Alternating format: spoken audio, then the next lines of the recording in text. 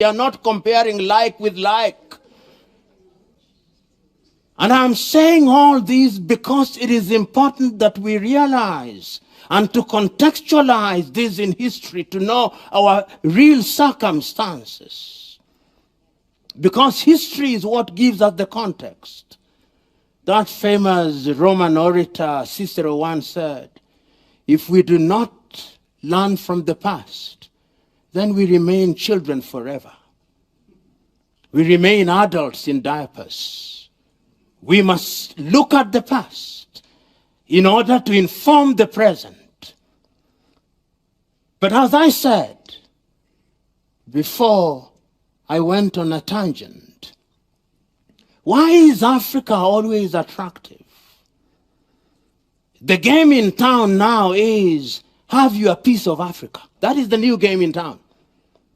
And it's a game that is being played at all levels. There'll be sugarcoating. You'll be told that there is partnership, but the partnership that Africa has between the West and her is like the partnership between the horse and the rider. That is the relationship. Don't be cheated. Because the reality is we are weak. And in a weak state, we cannot negotiate in monetary terms and in all these terms. We cannot dictate. Standard Bank is over 160 years old. Not an African bank. It may say it is. In its adverts, it will say it is. But I'll not manufacture good news. I'll say it as I see it. It is a foreign bank that has acclimatized, whose DNA is still fundamentally Eurocentric. And that is true of many banks. It has made its own positive contribution. It cannot be denied. But how does Africa benefit? Look at the entire banking sector and the entire banking ecosystem. If you want to move money, it is SWIFT. Think SWIFT is incorporated in Switzerland. Little Switzerland. If I want to move money from South Africa to Nairobi, the Federal Bank of South Africa will ask many questions, and then I'll provide a SWIFT number. Then the intermediary bank will be in New York, not in Mozambique, in New York. If it is going to Europe, it is IBAN. We are not in control. I listened to the panel, and I respect all of them. They are talking about clouds. Whose clouds? Whose clouds? They are talking about digitization. Whose digitization? They are talking about cryptocurrency. Whose cryptocurrency? You can be switched off in the twinkling of an eye and you are back in the dark ages. That is the reality. There's a saying in my mother tongue. When you are milking a borrowed cow, you must always look towards the gate because the owner may come at any time.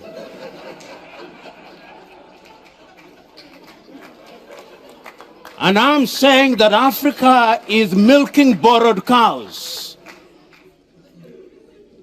It is milking borrowed cows, and we must be on the lookout. You know, I believe it can be done. Because during my own lifetime, still talking about the attractiveness of Africa, I've seen the Chinese rise on their own terms. The Indians are now beginning to rise on their own terms.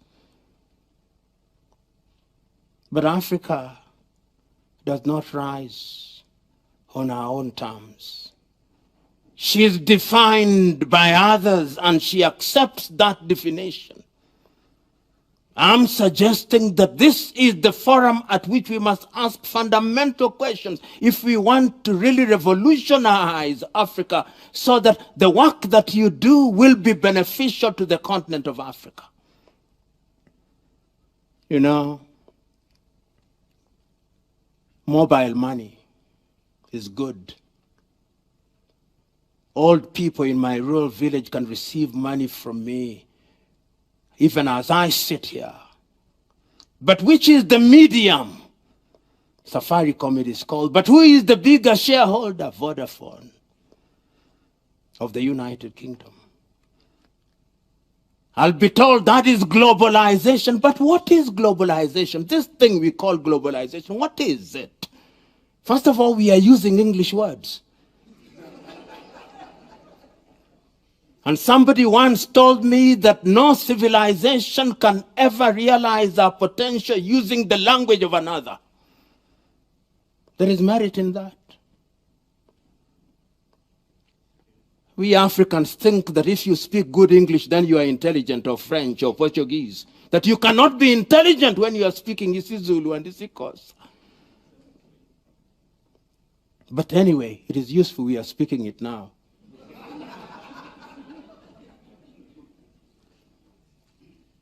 I'm suggesting that when we look at globalization and we talk about the banking sector being globalized, we must also look at the adaptability of the global aspects to the unique African markets.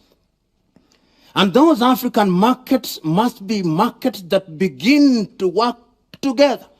Because if Africans continue to work as they are in these little units that you have, then let me tell you, you will be dominated, as indeed you are being dominated. I go back to 1963.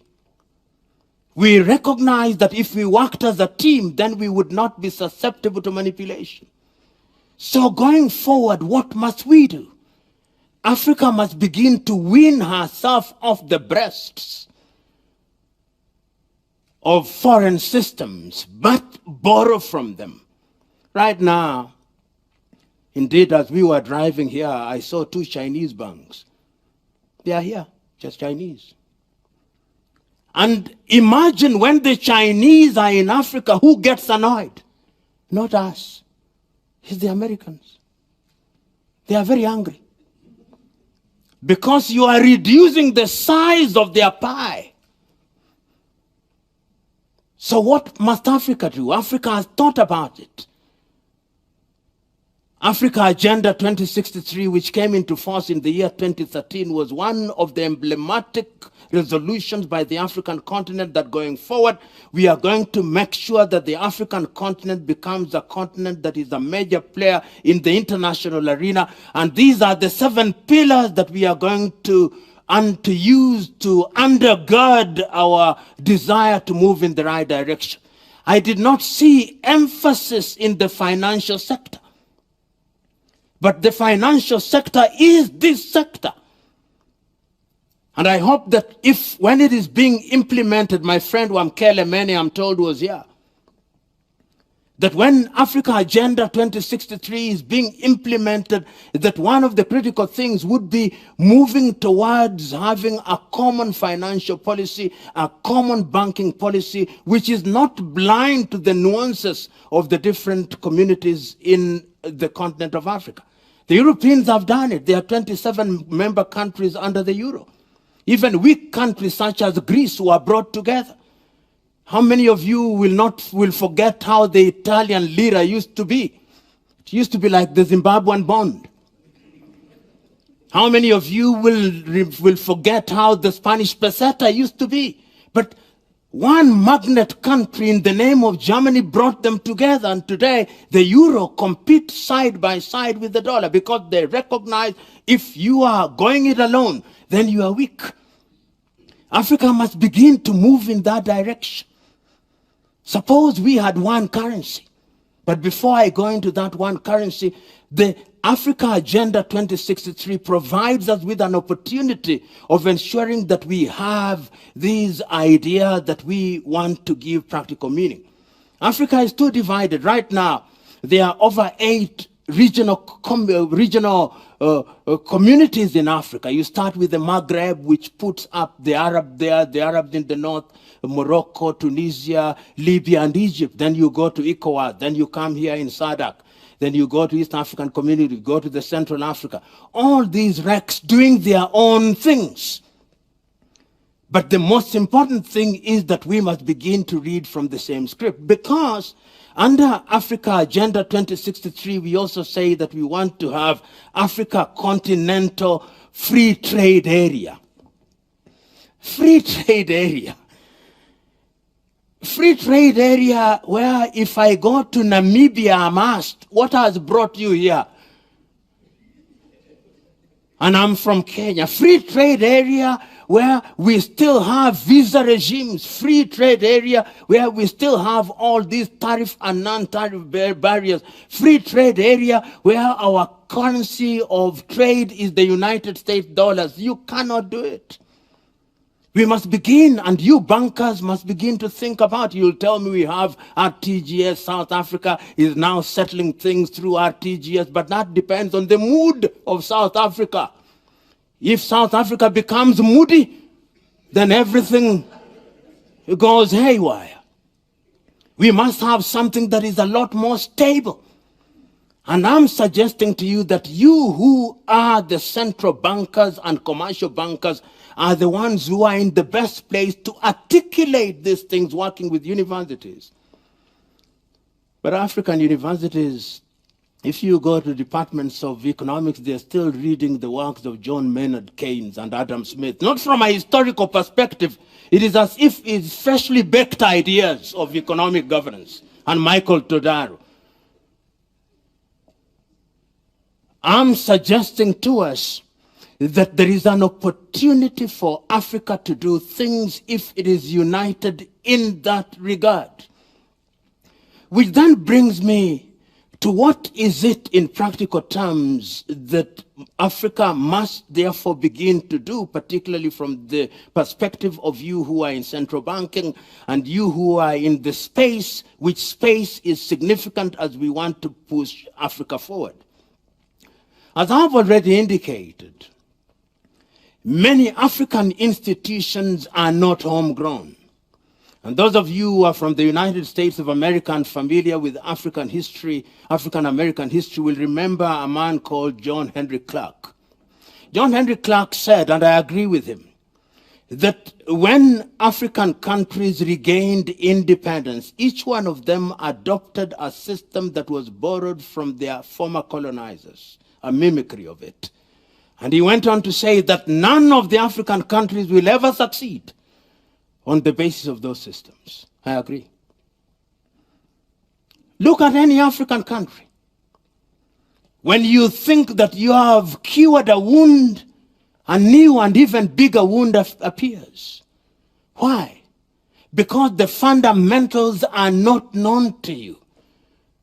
Because the entire underpinning issues are not of your own.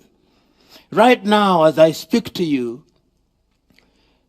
you will see, and sometimes I annoy people, and I will do so this very minute.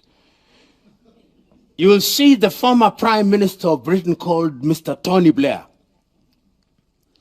One time in 1980, he said that Africa is a scar on the conscience of the world.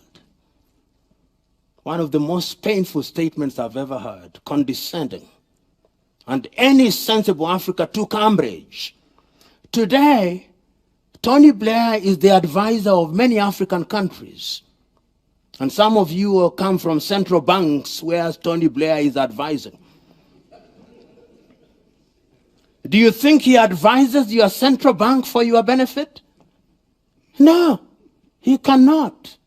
He does it for the